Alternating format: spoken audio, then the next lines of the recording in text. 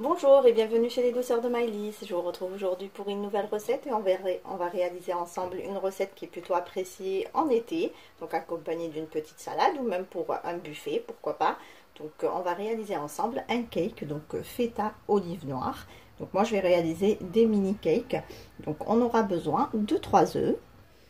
Alors on va commencer ici par casser donc 3 œufs.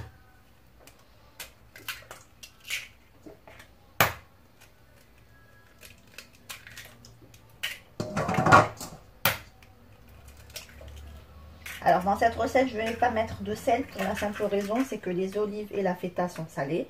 Donc pas besoin de rajouter du sel, on va ajouter légèrement un tout petit peu de poivre. Donc j'ajoute un petit peu de poivre.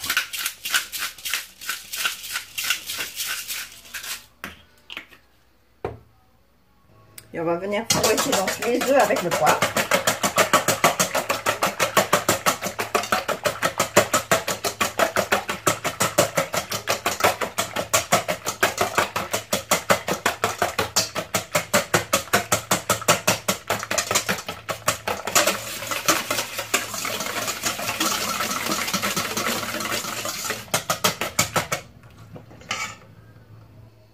J'ajoute ici 100 ml de levain. Si vous n'avez pas de levain, vous pouvez remplacer, c'est du petit lait. Hein. Si vous n'avez pas de levain, vous pouvez remplacer par 100 ml de lait.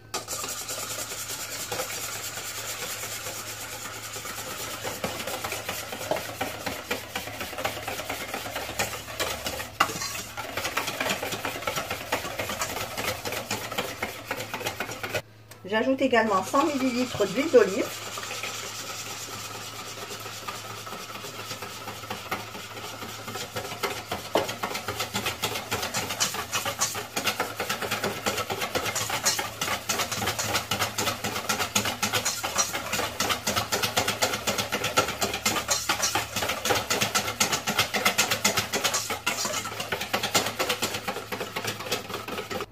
Ici, j'ai 200 g de farine à laquelle je vais ajouter un sachet de levure chimique.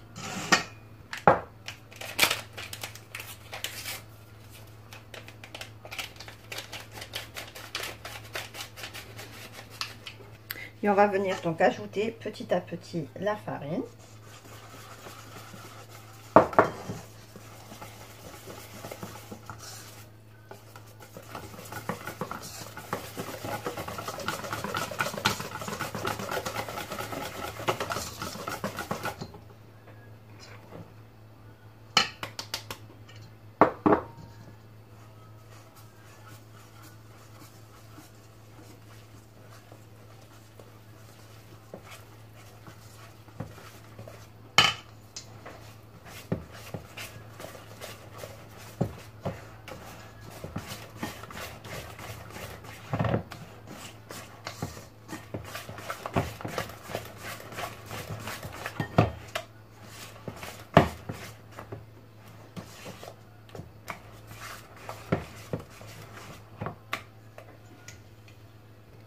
Là, on vient ajouter 75 g d'olive noire ou d'olive verte, à vous de voir.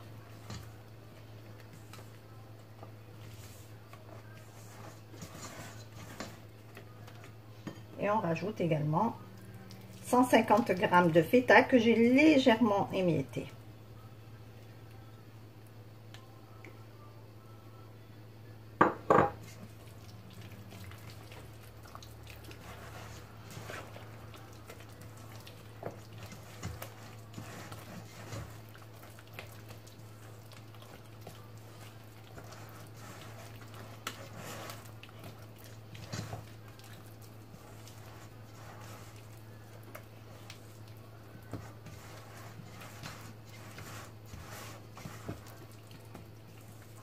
Voilà, notre pâte à cake est prête, on va pouvoir la dresser.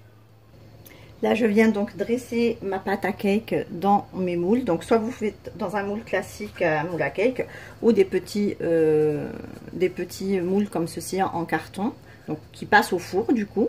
Donc, on va les remplir à moitié, puisque la pâte va encore lever.